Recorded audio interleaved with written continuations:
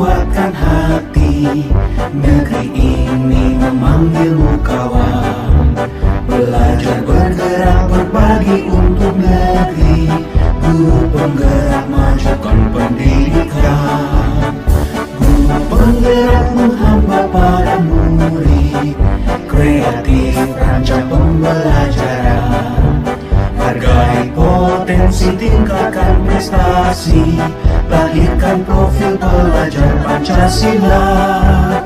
Belajar bergerak berbagi untuk negeri. Kita menjalin kolaborasi.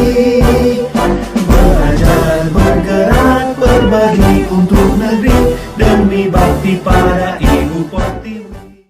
Salam sejahtera bagi kita semua. Mari kita panjatkan puji dan syukur kita kepada Tuhan Yang Maha Kuasa, karena atas berkat rahmat dan kuasa-Nya kita dapat berkumpul di tempat ini dalam rangka kegiatan diseminasi budaya positif bersama warga sekolah dan diskusi visi misi sekolah serta prakarsa perubahan sesuai kurikulum Merdeka. Yang saya hormati Ibu Kepala Sekolah, Ibu Bintang SPD, Ibu Eso, pembicara kita, Ibu Evi Puspitasari, SPD, dan Ibu Bapak, Guru, serta staf atau saya saudara pendidikan yang sangat saya sayangi. Adapun kegiatan kita hari ini terbagi dengan dua sesi Bapak Ibu. Sesi pertama yaitu diseminasi budaya positif bersama warga sekolah. Selanjutnya isoma dan akan dilanjutkan sesi kedua oleh pembicara kita Bapak Irfan Rifai SPD. Baiklah, langsung saja kita masuk ke materi pertama, yaitu diseminasi budaya positif bersama warga sekolah. Kegiatan akan saya langsung serahkan kepada Ibu Emi.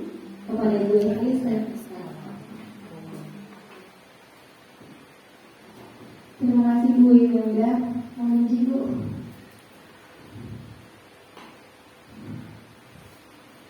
Baiklah Bapak Ibu sekalian, terima kasih atas kesempatan yang diberi. Dalam kesempatan kali ini saya mencoba untuk menyebarkan pemahaman dan penerapan budaya positif yang telah saya pelajari selama pendidikan guru penggerak ini. Jadi saya berdiri di sini bukan berarti saya juga lebih pandai daripada Bapak Ibu, karena sebenarnya saya juga sama dengan Bapak Ibu masih belajar. Jadi materi ini saya dapatkan dalam pendidikan guru penggerak dan harus disebarkan, harus kita pahami bersama. Jadi walaupun teman-teman belum gabung di guru penggerak, walaupun harapannya pasti akan gabung ya Pak Cek ya kawan-kawan. Jadi materi ini istilahnya sudah sampai ke kawan-kawan, udah paham sedikit, sekulit atau sebiji aja itu paham ya Bu Tia. Jadi sama-sama kita belajar bersama gitu. Mungkin Bu Ungen next.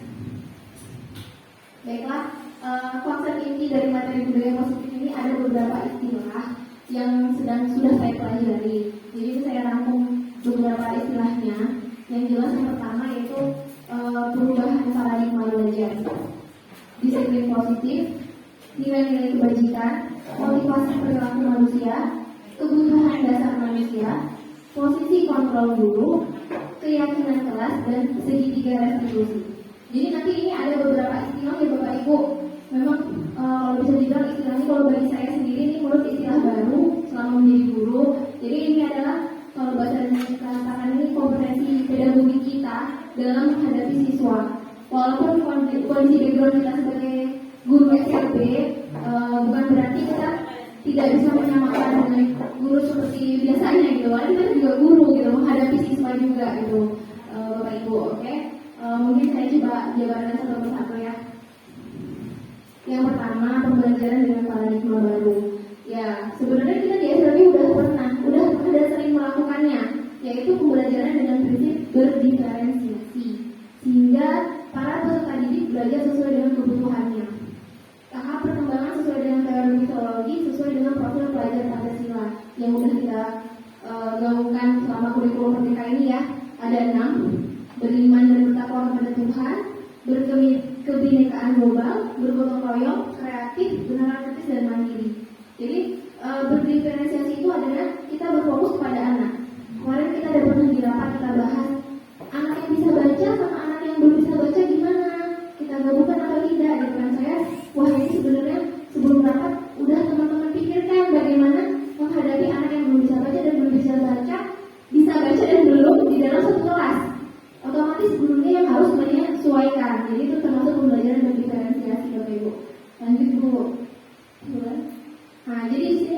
konsepsi tentang teori kontrol. Teori kontrol itu adalah teori kontrol diri kita. Kita mungkin dari dulu yang zaman saya masih jadi murid sama guru saya, guru tuh kayak salah satu sosok yang paling menakutkan ya menurut saya. Tapi sebenarnya nggak itu, saya ada guru saya di sini ya. Mana begini namanya bu? Nggak begitu maksudnya. Karena ada guru yang mengatakan dia bisa mengatur murid. Kamu dengarkan saya. Kalau nggak mau kerjakan, nggak usah masuk. Gitu. PR-nya kalau kerjakan nggak usah masuk dulu di kelas saya, gitu kan. Jadi ada ilusi-ilusi dalam pikiran kita seperti itu. Terus guru merasa dia adalah orang dewasa yang berhak memaksa. Kamu nggak apa-apa sih, gitu. Ya, padahal mereka pikirannya masih anak-anak, nggak seperti pikiran guru seperti biasanya ya bu ya. Jadi pada penguatan itu sebenarnya positif juga bermanfaat. Bahkan saya juga belajar gini, ada penghargaan yang malah menjerumuskan siswa. Maka saya pikir, padahal kalau kita pikir kan daripada kasih hukuman lebih baik kasih penghargaan. Tapi rupanya saya belajar dari Bu Ayu sih. Bu Ayu bilang kalau anak autis tuh atau Ica nih, guru autis, bilang kalau udah kasih penghargaan terus dia nagih. Benar ya? Jadi dia motivasinya tuh cuma mau dikasih sesuatu gitu kan, dia bicara gitu ya. Jadi bahaya juga kan penggunaan positif nih, gitu kan. Ayo maju ke depan, kasih permen. Besok nggak bawa permen, nggak ada di depan gitu. Mana permennya bawa gitu kan. Jadi makanya kita harus pandai, jangan sampai itu jadi motivasi anak dalam pembelajaran gitu. Bagaimana ya? Padahal penghargaan bagus gitu loh. Jadi kita dulu harus gimana? Hukum nggak boleh, kasih penghargaan nggak boleh, kita harus gimana gitu kan? Oke, lanjut bu. Jadi di sini paradigma stimulus respon ke pendekatan teori kontrol. Istilahnya berat ya, kalau bagi saya juga berat banget ya bahasanya. Jadi sebenarnya intinya kebutuhan setiap anak itu berbeda-beda. Terus saya ambil salah satunya aja di sini, yang paling bawah, model berpikir menang kalah. Nggak boleh kayak gitu. Ketika ada anak yang berantem, misalnya Fahri ganggu Nugi, kita langsung bilang Fahri minta maaf tanpa tahu kenapa kok bisa Nugi itu diganggu gitu. Padahal alasannya mungkin bisa jadi Nugi ngejek Fahri dulu, ya kan? Jadi kita harus cari tahu. Jadi makanya di sini ada model berpikir menang-menang. Bahasa istilahnya win-win solution. Jadi jangan sampai kita memikir anak mana nih yang salah, anak mana nih yang benar. Padahal anak itu semuanya pasti ada yang salah juga dua-duanya, ada juga yang benar dua-duanya, begitu. Jadi jangan sampai kita berpikir seperti itu. Karena anak yang marah pasti akan ngamuk. Ibu ini kok nggak nanya saya sih, pasti Nugi mikir tuh, iya nih, kok nggak nanya saya sih, saya tuh diajak Fahri loh, benar gitu kan. Bukti nggak berpikir sama saya, gitu, mikir kayak gitu. Jadi jangan sampai anak-anak berpikir seperti itu. Lanjut. Disiplin. Disiplin positif itu sebenarnya lebih ke kontrol diri. Salah satu kontrol diri, kesadaran, perdayaan peserta didik dalam menghadapi imbalan penghargaan atau hukuman. Jadi kita belajar di sini.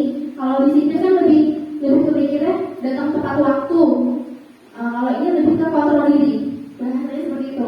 Menciptakan peserta didik yang memiliki disiplin diri, dapat mengacu pada nilai-nilai kebajikan universal dan punya motivasi dalam diri. Jadi itu saya bilang tadi, jangan sampai anak mengharapkan penghargaan, jangan sampai anak mengharapkan hukuman, tapi motivasi dalam diri. Itu sudah kita lakukan kemarin waktu kegiatan itu ya bu ya, kegiatan class meeting. Yang kita harapkan kita ada kegiatan seni olahraga. Anak-anak jadi semangat ke sekolah, karena kita menyajikan kegiatan di sekolah yang buat anak main, suka bermain, itu ada motivasi dalam diri. Jadi sebenarnya kita sudah melaksanakan itu, anak-anak sudah mulai dari dalam diri mereka, aku harus ke sekolah nih, di sekolah seru loh gitu kan. Jadi ada motivasi dalam diri mereka untuk pergi ke sekolah. Oke, lanjut dulu. Ini nilai-nilai kebajikan banyak ya, dari berbagai institusi dan organisasi yang sekarang kita pelajari itu yang profil pelajar Pancasila. Ada 6 nilai kebajikan: beriman. Kalau bisa nanti kita Bu Dewi kita tulis lagi ya di pelang besar, karena kita udah belum merdeka kan. Nilai-nilai kebajikan ini kita tempel. Jangan tempel di dinding aja sebenarnya, tempel dalam diri juga, diri kita. Jadi beriman dan bertanggung kepada Tuhan Yang Maha Esa, berakhlak mulia, berkebinekaan global, gotong royong, mandiri, kreatif, benaran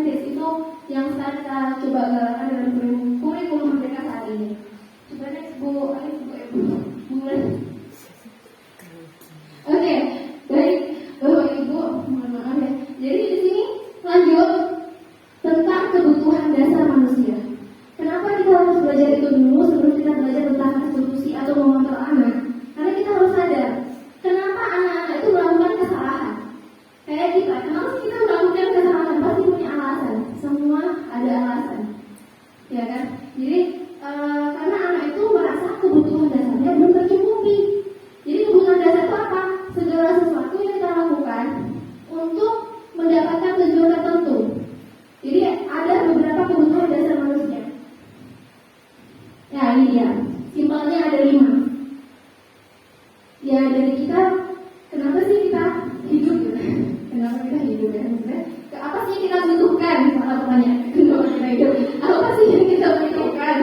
Kenapa kita hidup? Kenapa ya boleh bertahan? Yang pertama bertahan hidup. Kasih sayang dan rasa diterima ya Bu Imel ya. Aduh, kita butuh tuh loh kasih sayang, rasa diterima, penguasaan, kebebasan, kesenangan. Jadi bertahan hidup itu ringan-ringannya kita butuh makanan. Gak bisa kan kita nggak makan gitu kan. Tempat pakaian, tempat tinggal, keamanan, kesehatan. Kalau kasih sayang dan rasa diterima tuh diperdulikan, ya kasih sayang ya Bu Imel ya, kasih sayang, ada rasa cinta diterima. Penguasaan tuh kayak harga diri. Anak-anak tuh penting juga loh. Walaupun bahasanya Down syndrome nih, nggak akan ngerti dirinya. Tapi walaupun mereka bahasanya megang keturunan itu kan juga punya harga diri gitu. Jangan sampai kita menghilangkan harga diri anak karena memiliki keturunan, ya kan? Bapak Ibu sedih gitu ya.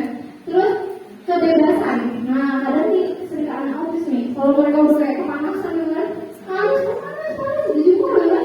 Itu tuh kebebasan sebenarnya. Kesenangan, humor tuh penting loh. Jangan sampai jadi guru yang menghadapi anak sakit kiri kanan belok kanan dan kiri berarti mau hadap kanan gitu. Bukan peta-peta gitu kan. Jadi butuh anak guru yang humor, butuh ketawa, butuh bermain. Jangan sampai sekolah tuh jadi kayak penjara begitu. Ya kan? Aduh, aku masuk sekolahnya masuk penjara gitu. Jangan sampai seperti itu. Apa itu? Baik, jadi kenapa tadinya ada perilaku manusia tuh terbentuk tuh seperti apa gitu kan? Yang pertama yang jelas anak-anak tuh melakukan sesuatu dan menghindari hukuman, ya kan?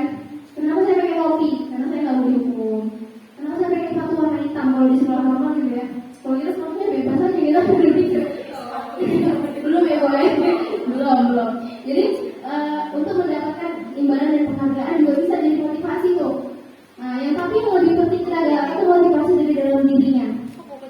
Itu yang paling penting ada atau dinamakan dengan motivasi intrinsik. Lanjut Bu. Nah, jadi Bapak Ibu, dalam yang saya pelajari ini, saya mempelajari 3 istilah.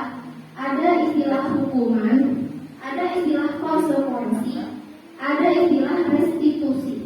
Jadi rupanya dalam menangani anak yang bermasalah itu ada 3 istilah. Yang pertama hukuman. Hukuman itu tidak terencana. Murid tidak tahu apa yang akan terjadi, bersifat satu arah berupa hukuman fisik biasanya.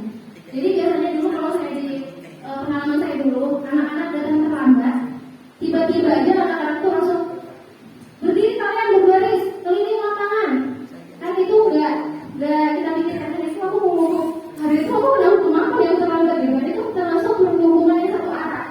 Dan ini biasanya identitas anak gagal karena cuma guru aja yang nggak suka guru aja. Kalau moodnya lagi baik, guru tuh lagi berdapat gaji atau baru dapat tunjangan atau dipercaya, terus moodnya lagi baik, gak ada masalah keluarga, anak tuh terlambat tidak apa-apa gitu kan, itu satu arah. Jadi kalau gurunya lagi punya masalah sama kamu, bapak anak diserang sengean, dihukum dia berperan anak tuh sampai kayak berdiri squat jam gitu kan, karena dia sakit hati gitu kan. Nah itu gak bagus kan, jadi jangan sampai kayak gitu. Terus yang kedua konsekuensi. Konsekuensi ini penting sih. Kalau di sekolah kita udah ada ya, mereka ya konsekuensi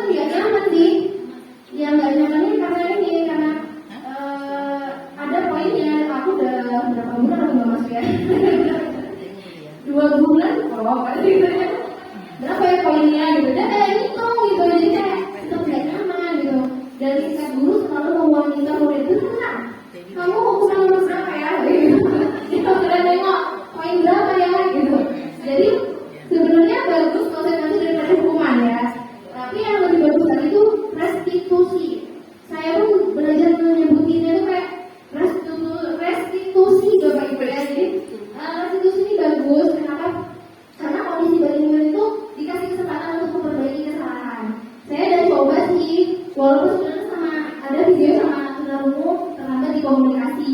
Anak tunagrahita dia iya aja. Mari kamu, mari yang mereka rugi, mari jangan kayak gitu. Kalau tanya jawab, kamu nanya baru dia. Ya bu. Jadi kamu udah tahu, enggak bu?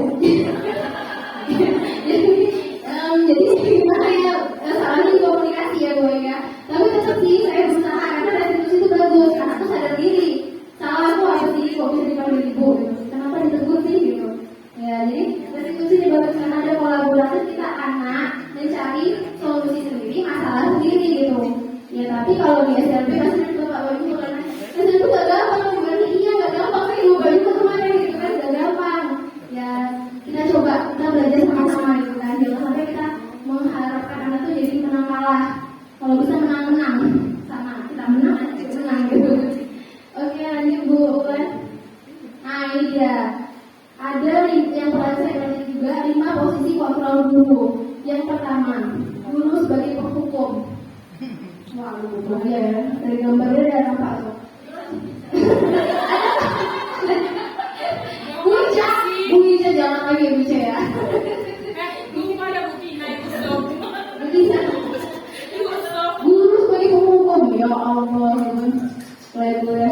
Terus kedua merasa bersalah. Erni jangan matikan kulit. Membuat perasaan jelas nih. Kamu gak kasihan sama ibu nak. Sedih ya anak Terus teman, pemantau dan manajer. Yang paling oke sebenarnya manajer. Tapi kita coba ya. Kalau nah ini ada ceritanya nih. Siswa tidak memakai atribut lengkap saat upacara bendera. Kalau penghukum, dia nggak ada mikir apa langsung kayak hormat bendera selama 1 jam. Yuan, mana ada? Ya Buca. Jangan bercanda. Kalau Buca kayak gitu kan, ibu berikan akomodasi ya nah. Kurang apa? Kalau anak autis itu dia pasti terpaham diri dia. Itu positifnya loh. Bahaya. Terus kalau membuat merasa bersalah, berapa kali ibu bapak harus memberitahu kamu selalu saja mengecewakan ibu. Itu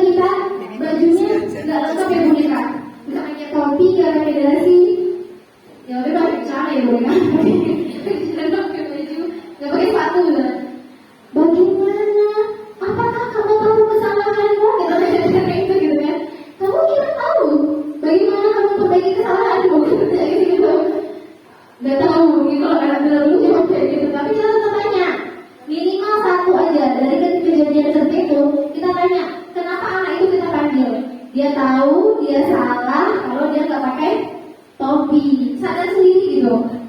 Apakah kamu tahu salah hidupmu gitu? Jangan langsung ditembak. Kamu nggak pakai topi, hormat bendera, nggak bisa gitu. Gitu. Posisi manajer inilah yang diharapkan kita memilikinya gitu, Bapak Ibu. Semoga bisa ya Bapak Ibu, kita masih belajar ya. Amin. Dan kita juga menghadapi siswa-siswa SNLD yang memang belum tentu sama dengan siswa-siswa normal lainnya. Baik, lanjut Bu. Nah ini sekarang ada pertanyaan nih. Posisi kontrol apa sih kalau kita mengucapkan ini ke anak? Saya kecewa sekali dengan kamu. Posisi kontrol apa tadi? Jauh dari saya kecewa sekali dengan kamu. Posisi kontrol apa kira-kira? Apa? Oh, jadi kayak dia nunjukin kekecewaannya sama anak gitu kan? Ya penting juga sih, tapi jangan terlalu baper ya. Apa drama queen kata Bu Nino?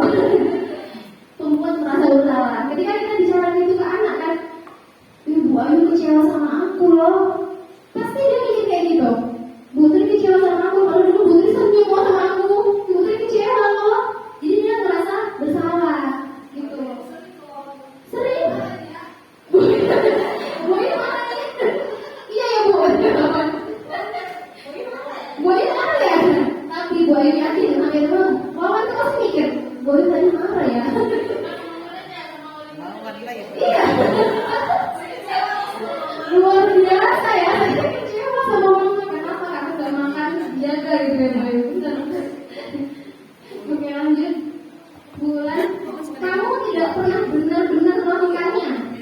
Posisi kontrol apa kan itu? Dari mana nih? Penghukum, membuat merasa bersalah. Kamu tidak pernah benar-benar melakukannya.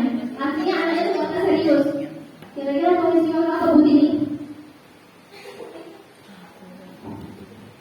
Apa ya? Kamu Bu ya? Penghukum, membuat merasa bersalah, pengantar, teman, manajer. Kamu tidak benar-benar melakukannya. Kamu tidak pernah benar melakukannya. Ketika ada guru ngomong kayak gitu kan, kamu tidak pernah melakukan, nggak berani itu kamu tidak benar. Kamu tidak pernah benar melakukannya, gitu kan? Manajer, kalau manajer masih belum tepat aja. Kalau manajer itu kan tanya, bisa untuk merasa bersalah bisa, kenapa pun bisa. Tapi lebih tepatnya lagi itu hukum sebenarnya. Kenapa? Karena langsung di depan anak, ada kawan-kawannya, kamu tak pernah benar melakukannya. Ya Allah, tidak pernah benar. Seolah kayak aku tak pernah benar ya Allah. Neraka lah. Jangan itu jangan. Itu menghukum jahat banget bahasanya. Ya buca ya. Nanya. Oh iya. Kamu berapa sekolah benar? Kamu 3 hari buat. Makanya sekolah. Makanya sekolah. Kalau dia nggak sarapan.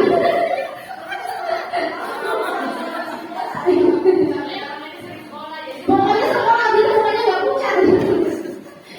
Gitu ya. Jadi wah itu lagi udah kerja sama kita ya. Pegang HP sebentar, HP terus. Oh salah kerja gitu ya.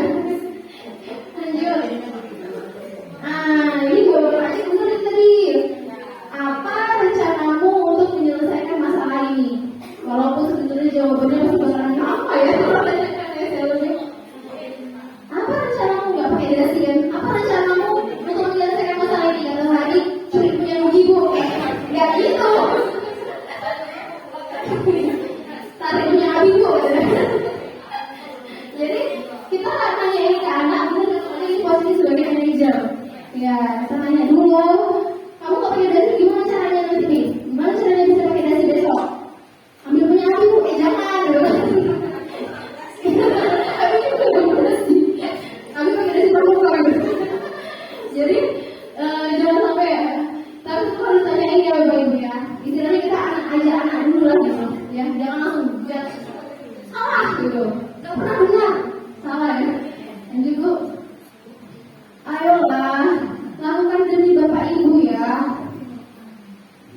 Oh ya benar, oke benar bulan. Teman, ayo kamu kerjain bapak ibu ya.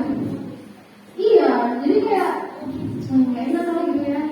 Anak-anak, gue bantuin guru gue gitu. Rasanya gue emang kali ya gitu kan. Ayo bantu pak ya. Ini bener aja. Ayo bener. Wajib guru kita nih, wajib.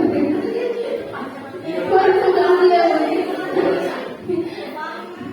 Jadi boleh, nggak salah sih gitu. Tapi ya mungkin bahasanya agak gimana ya kali ini bahasanya. Saya juga belajar juga sih sebenarnya gitu. Lanjut bulan.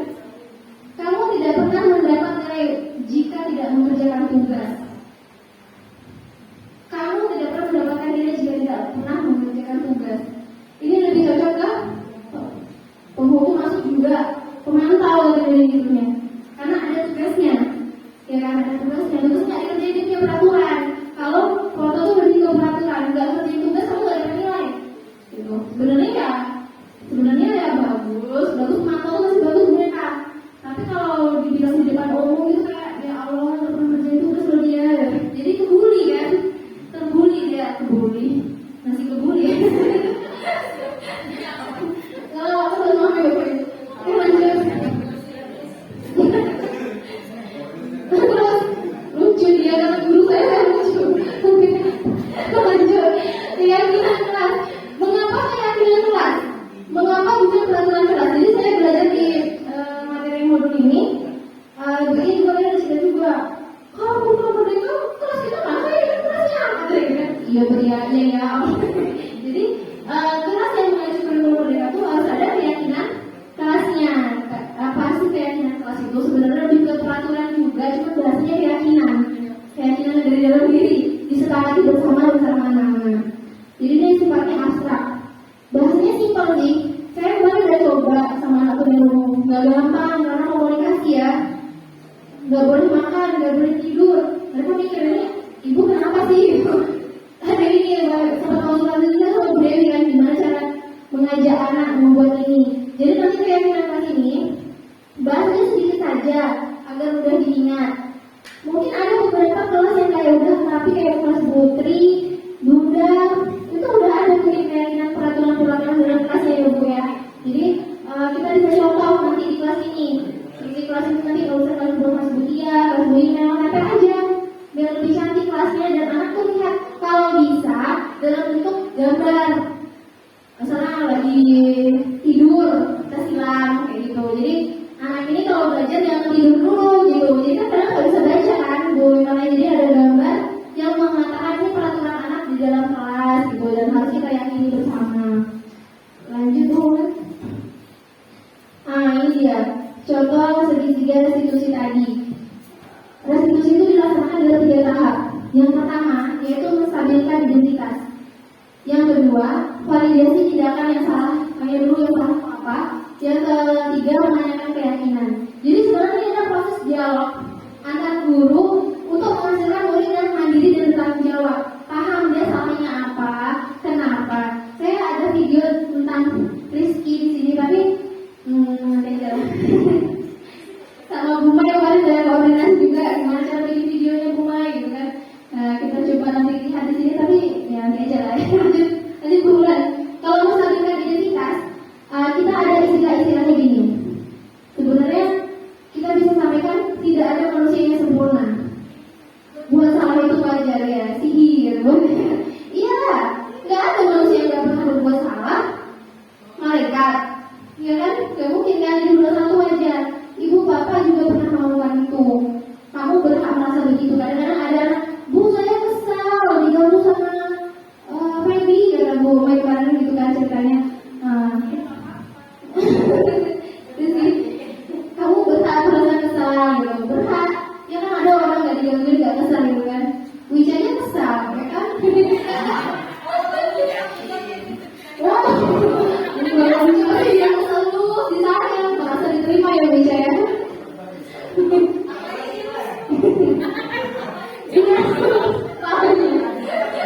Jadi prinsip ini adalah bagian dari proses pembelajaran restitusi itu menghadapi anak itu gitu. Lanjut bulan. Yang kedua validasi tindakan yang salah. jelas ya. Kenapa kamu gak pakai dasi waktu itu kenapa? Ya Allah benar lupa, ibu lupa kasih dasi topi gitu kan ada alasannya gitu kan, atau saya lupa bu tas saya dipakai adik saya, isi tas saya baju adik saya, baju saya isi tas saya baju adik saya gitu kan. Jadi ini ada kejadian di rumah yang membuat dia gak pakai dasi sama topi gitu. Jadi kamu padahal kamu bisa melakukan ini lebih buruk dari ini ya. Itu gimana saya? Kamu bisa melakukan lebih buruk dari ini ya. Gimana sih? Iya juga sih. Betul tidak sih? Tapi gimana ya bu ya? Inilah bahasa-bahasa positif. Namanya budaya positif kan.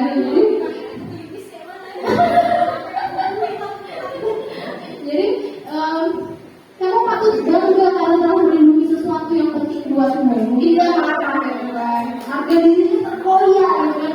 Tapi dia malah mengajar kawannya.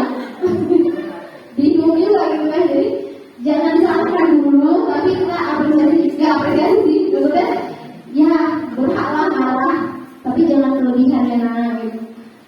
Jadi itu yang ini menanyakan keyakinan. Jadi ini dari karena keyakinannya dari dari kelas, misalnya menghormati sesama kawan, gitu, tidak tidur di kelas, memakai baju yang rapi dan sopan. Kita bisa nanya, apa yang keyakinan kelas kita? Ini bu, gitu kan? Jadi apa yang kamu inginkan? Aku punya kamu tuh nilai-nilai apa yang telah kamu langgar, gitu kan? Jadi aku sadar dia sudah melanggar keyakinan. Jadi makanya bahasanya menanyakan keyakinan, begitu. Lanjut bu. Ayo contohnya, tapi ini ada bunga, gimana bunga? Ini di sini ya. Gak kedengaran suaranya juga kan? Iya bu.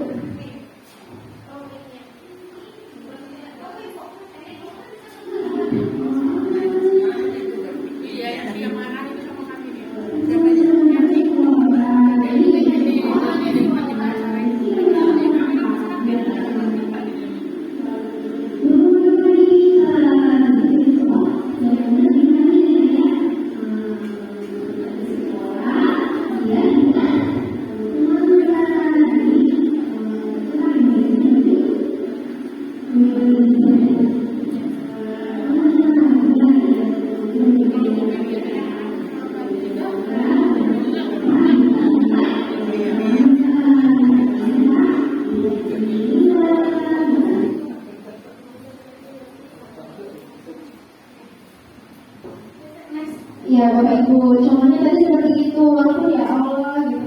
Bisa ya Bu Ica? Jadi janganlah kita langsung kayak judge gitu ya. Jadi kalau misalnya ya memang berapa kali Bu coba gitu kan? Jadi ya memang sama-sama belajar, walaupun sebenarnya saya udah referensi, saya nanya ke Pak Jen kalau isi apa yang saya hentikan, apa tulisan Pak Jen? Hentikan teriakan dalam pembelajaran. Jadi ya banyak saya juga berangkat ini, saya juga suka teriak-teriak kalau anak nggak mengikuti keinginan saya. Jadi itu sebenarnya nyampein diri sendiri ya Bapak Ibu ya. Betul nggak sih, kita kerja datang ke sekolah marah-marah, jangan begitu anaknya SMP juga gitu, mau dimarahin juga nggak paham gitu kan. Baik sekarang anak itu kita tanya dulu, ajak berdiskusi bersama, salahnya di mana, Kenapa kok kayak gitu tuh kenapa gitu. Jangan buang emosi kita dalam mengelola anak. Capek Bapak Ibu.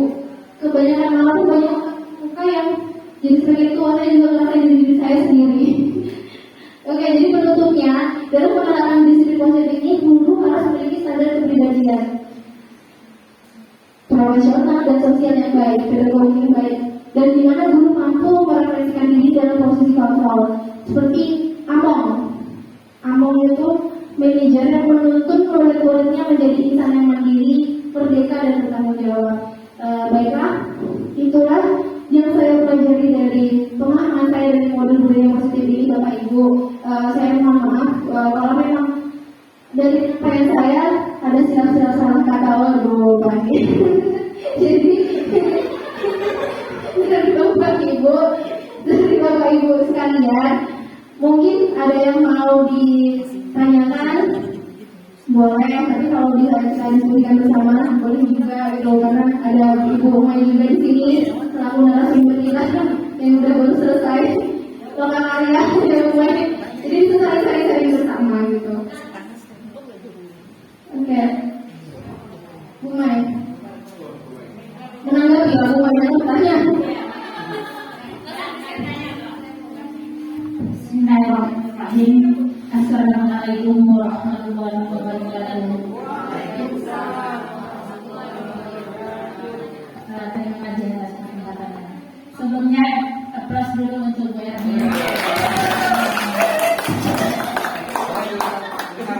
Mohon maaf ya Bu Ermi, saya tadi terlambat, kami membereskan ruangan dengan boneka ke anak-anak besok.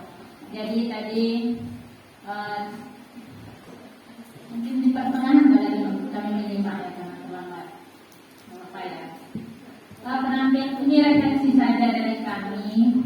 Penampilan bukan penampilan sih namanya ya. Pemaparan atau diseminasi positif yang sangat baik yang bermanfaat untuk kita semua. Budaya positif ini kan itu modul keempat ya. Masih ada 6 modul lagi ini. Semangat. Jadi intinya dari kesepuluhan modul itu, intinya nanti akan membentuk yang namanya student agency dan seperti itu. Dan dari modul 4 ini tentang budaya positif, intinya sekali yang bisa kita ambil itu jangan jadi dajjal pendidikan dan jangan jadi monster pendidikan kan seperti itu ya kan. Jadilah guru yang dirindukan anak dalam suasana apapun gitu. Dan semua itu kan tentunya perlu ada trik dan langkah yang harus kita lalui. Salah satunya dengan menerapkan pembelajaran yang menyenangkan bagi murid. Banyak itu ragamnya. Caranya seperti apa? Salah satunya tadi di kegiatan tadi apa deh? Itu namanya roda emosi Pak deh. Iya, itu salah satu untuk membentuk merangsang anak menanyakan suasana di hari itu. Kalau untuk anak-anak kelas kecil kita bisa terapkan roda emosi. Untuk anak yang kelas besar mungkin bisa kita tanyakan bagaimana keadaan hari ini. Tadi ke sekolah apa yang bisa ditanyakan seperti itu. Kalau tadi itu roda emosi untuk kelas kecil itu salah satu bentuknya menyiapkan anak untuk bersiap untuk menerima pembelajaran yang akan dilangsungkan di kelas. Seperti itu kira-kira. Dan nanti kita akan kolaborasi ya Bu Erni memanfaatkan ke kawan-kawan semua modul yang kita dapatkan nanti. Karena itu kita tahu sendiri dan tahu dalam semuanya gitu untuk menerapkan pembelajaran yang berpihak kepada murid, menciptakan pembelajaran yang menyenangkan dan seperti itu. Dan satu berikutnya tadi tentang keyakinan kelas. Bapak Ibu memang betul keyakinan kelas itu sangat perlu kita bentuk. Karena apa? Dengan keyakinan kelas, kalau bisa nanti keyakinan kelas itu masing-masing kelas jangan percetakan itu dibuat, dicetak secantik mungkin, ditempel di kelas, dicetak ya, dibuat di Canva, dicetak. Jadi keyakinan kelas itu menumbuhkan student agency daripada murid. Kenapa demikian? Karena kan bukan dari kitanya kan. Kita akan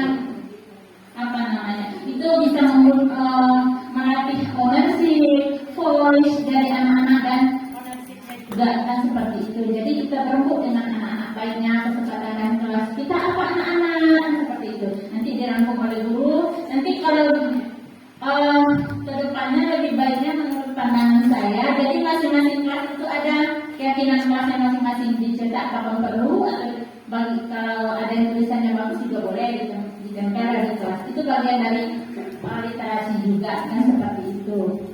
Jadi lebih baik seperti itu. Ya mungkin itu dari kami. Semoga Bu Ermi lebih semangat lagi untuk mengikuti 6 modul berikutnya. Dan ajakan kepada kawan-kawan kalau ada kesempatan nanti ikutlah grup penggerak ini. Karena tidak menyesal Bapak Ibu, sangat banyak sekali ilmu-ilmu baru yang tidak kita dapatkan di bangku perkuliahan, di PPG dan lain-lain sebagainya.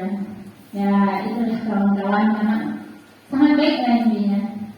Oke, terima kasih. Assalamualaikum warahmatullahi wabarakatuh.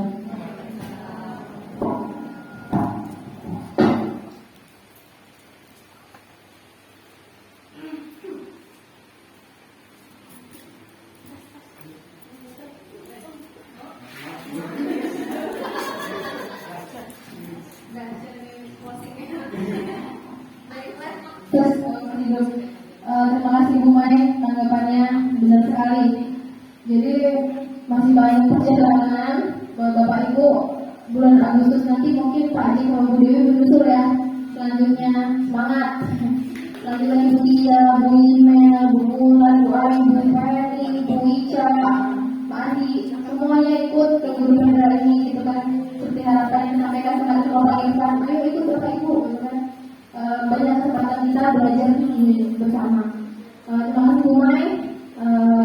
Baiklah Bapak Ibu, mungkin sesi kali ini atau ada lagi dari Bapak Ibu sedikit tambahan pas proyek kasih tambahan proyek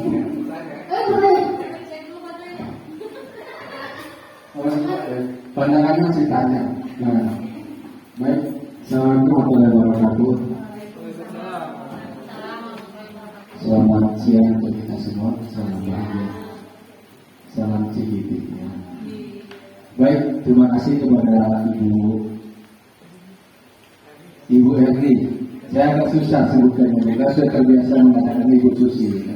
Jadi, ya, jadi apa yang disampaikan oleh Ibu Erni luar biasa, suatu pemaparan tentang budaya positif di sekolah.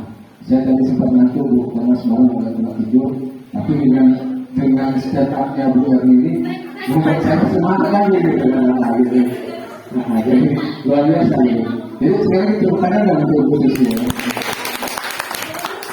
Satu aja Bu Erni selaku pemateri, tadi ada satu kata atau diksi yang mungkin masih menjangkau di hati saya Bu. Nah, kata atau diksi yang disampaikan tadi itu mengenai keyakinan kelas itu. Saya tadi kok harus keyakinan kelas itu? Itu mendapatkan referensi dari mana itu? Karena selama ini kan kita dapatkan peraturan kelas ataupun namanya kesepakatan kelas, bisa norma kelas ataupun yang lainnya. Tapi kalau suatu keyakinan ini suatu kalimat diksi yang menurut saya ya, mungkin saya yang fakir, jadi agak sedikit terusik gitu. Saya seperti Buita. Kalau nggak suka katakan aja Pak, kan gitu. Jangan di belakang gitu, di depan pakai kan gitu. Nah, jadi sampai kami jadi menjaga arti saya kenapa harus keyakinan gitu. Keyakinan ini kan ada suatu yang berkata dan kalimat yang bisa berubah mindset loh gitu. Mindset kita anak-anak kita keyakinan kelas loh. Kenapa harus keyakinan kelas? Apakah kalimat peraturan salah? Gitu. Apakah kalimat mungkin norma kelas salah atau kesepakatan salah? Atau konsensus juga boleh. Kenapa harus keyakinan? Itu pertanyaan saya. Mungkin selaku Bu Erni yang melakukan kegiatan ini ya, sudah mengolah kata, mengambil kalimat diksi, apakah itu sudah standar nasional gitu kan? Mungkin bisa disampaikan. Kira-kira apa? Kenapa harus keyakinan kelas? Itu dari Bu Erni. Terima kasih atas waktunya. Mohon maaf kalau ada salah. Selamat siang, salam bahagia, salam CGP, assalamualaikum warahmatullahi wabarakatuh.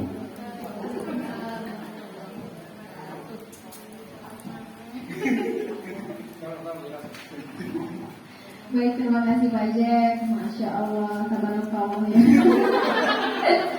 Pertanyaannya sesuai dengan mata pelajarannya, agama, keyakinan yang dianut. Kenapa kak ada perusahaan keyakinan kelas menjangkau kali hari ini? Awal saya belajar gitu juga Pak Jack. Apa nih gitu kan? Perusahaan keyakinan, mah gak ada keyakinan, ada salah satu kelas ini nggak beragama namanya gitu kan? Ternyata